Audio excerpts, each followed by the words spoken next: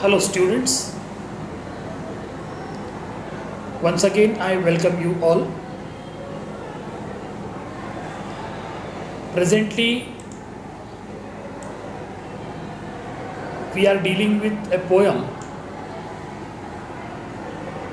My Mistress' Eyes Are Nothing Like the Sun, written by William Shakespeare.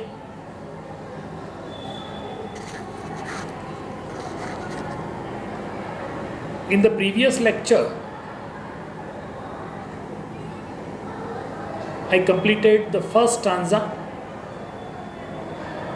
that is the first quatrain of 4 lines. And of course, in this class, I am going to continue with the second quatrain, that is the stanza of 4 lines. So friends, up till now we have seen the structure of the poem and the kind of unconventional writing by William Shakespeare. As you know very well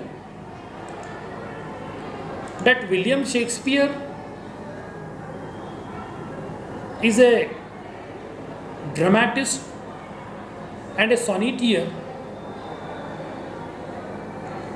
and his literary creed has really established him as a creative and eminent prolific writer in the domain of literature. In the previous class, when I taught you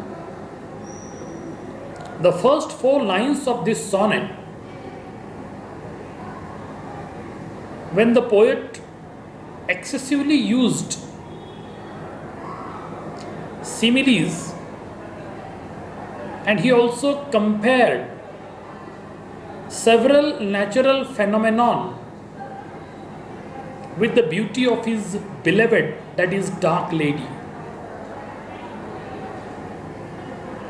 So just to have a proper continuity with the present context, quickly I'll go through the first stanza and try to correlate with the subsequent expressions made by the poet. My mistress' eyes are nothing like the sun. Coral is far red. My mistress' eyes are nothing like the sun. Coral is far more red than her lips red. If snow be white, why then her breasts are done? If hairs be wires, black wires grow on her head. These are the 4 lines that we completed yesterday, and I also presented the critical appreciation of all these 4 lines. But now you see how the poet actually continues with a similar kind of expression. In the second quatrain, when the poet starts, now he is using the personal pronoun I. The poet says, I have seen roses damask, red and white, but no such roses see I in her cheeks. See how the description of his beloved, that is dark lady, is being continued by the poet. The second quatrain continues in the description and the comparison of the dark lady with the other natural phenomena. See the beginning here. I have seen roses damasked, red and white. You also might have seen rose flowers, and the color that you have, each color has its own significance. Maroon or red color rose is the symbol of love. Yellow colored rose is the symbol of friendship. And white colored rose is the symbol of reconciliation. So different colors are there. And each color has its own significance, symbolical meaning. So normally, the rose flower comes in the three main varieties: white, red, and pale red or pink, you can say. But nowadays we have different colors also. Okay, even you get blue color rose. But maybe when the poet wrote it long back, the hybrid generation of roses was not really possible that time in the Elizabethan period. But in general, if you see, we could find three different varieties, that is white, red and pale. Pale in the sense it is either pink, it is not very dark like maroon, and it is not very dull pink. Okay, it is somewhere in between. And that's why the poet has used the word damask, red and white. So here, whenever a lover is going to offer his own beloved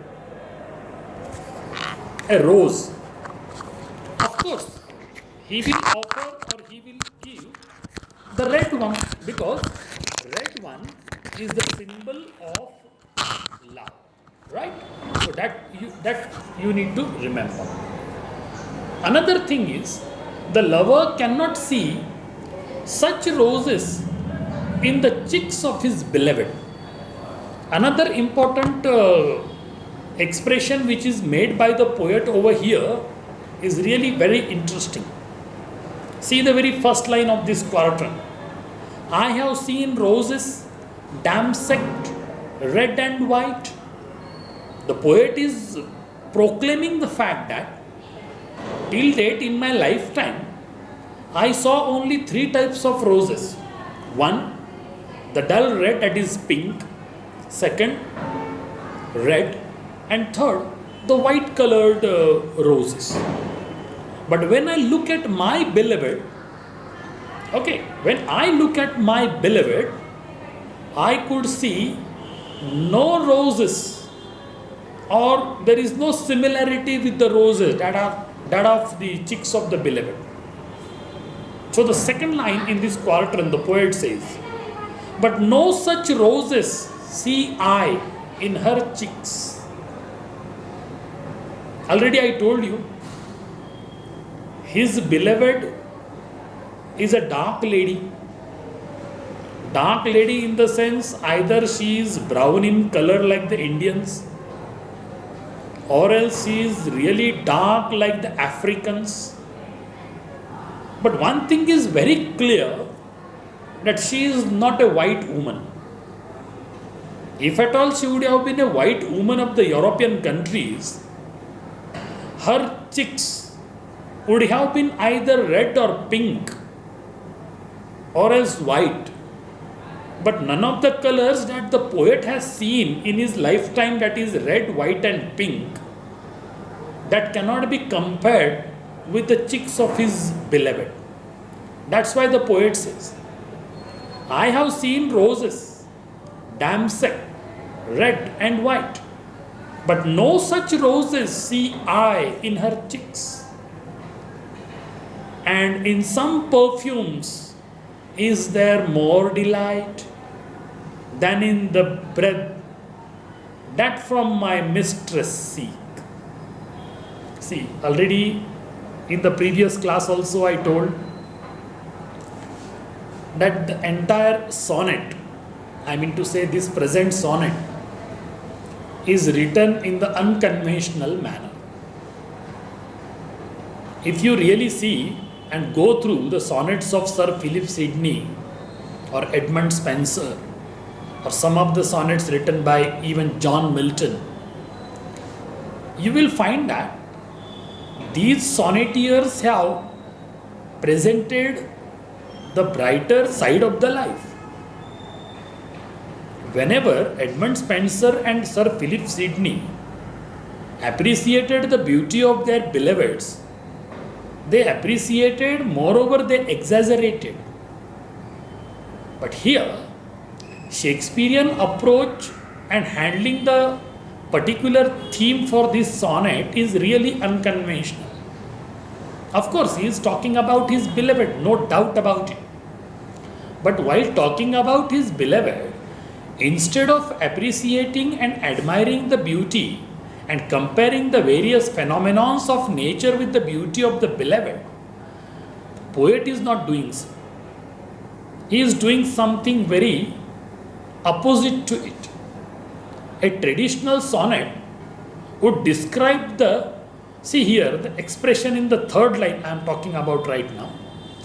A traditional poet would describe the breath of the mistress to be the smell sweeter than any other thing in the world.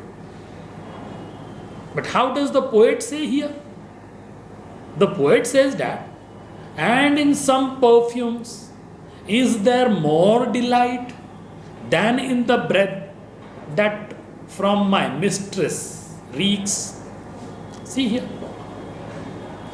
Breathing is a constant affair that happens naturally. Right? And until and unless you really continue with it, you will not be able to survive. But here, when the poet is talking about her presence around him, and when she breathes, inhale and releases, the smell that he gets, the poet says that the perfumes are much better than the smell she is raking. I read out the couple of lines which are highlighted by the poet here. And in some perfumes is there more delight than in the breath that from my mistress reeks. So his mistress reeks. She inhales, she breathes. When that natural process is going on, of course the person who is in the vicinity or nearby will feel the smell. And here the poet is going to compare and contrast the situation by saying that some other perfumes that I experienced in my life are much better and sweeter than her breath and smell. So this is what is something unconventional. But here the poet is bluntly saying about it that he really does not like the breathing smell of his beloved because other perfumes are much more greater and better than the smell that is coming from his mistress. So, a traditional sonnet would describe the breath of the mistress to be the sweetest ever in the world. But the poet is not doing so. Therefore, the speaker has to make an opposite statement over here to prove himself as an unconventional kind of sonneteer. So some perfumes there in the world are of course more delightful than the breath or the smell of his beloved. So this is the analysis or the critical interpretation of these couple of lines here. The speech of the mistress, you can also analyze it in a different way. The speech of the mistress should be the sweetest sound actually. You know, when the beloved speaks, the lover is always very fond of the melodious sound of his beloved or the speech of his beloved. But is it happening in this case? No, it is not happening. Actually, it should happen. As far as the expression over here is concerned, the speech of the mistress should be the sweetest one in the world. Whenever she talks, it should be welcomed and appreciated by the lover. But he says that though he loves her from the bottom of his heart, to hear her voice, but he knows that the sound of the music is sweeter than the voice of the beautiful lady or his beloved. Okay, so this is what is really unconventional that the poet is trying to express in this particular stanza. Actually, this particular stanza, that is quatrain 2, deals with couple of things. Number one, the comparison of the cheeks of his beloved with the color of the roses. 2, he talks about the breathing smell of his beloved, and he says that the smell of the perfumes is much better than the smell of his beloved. So this is how the poet has talked about it.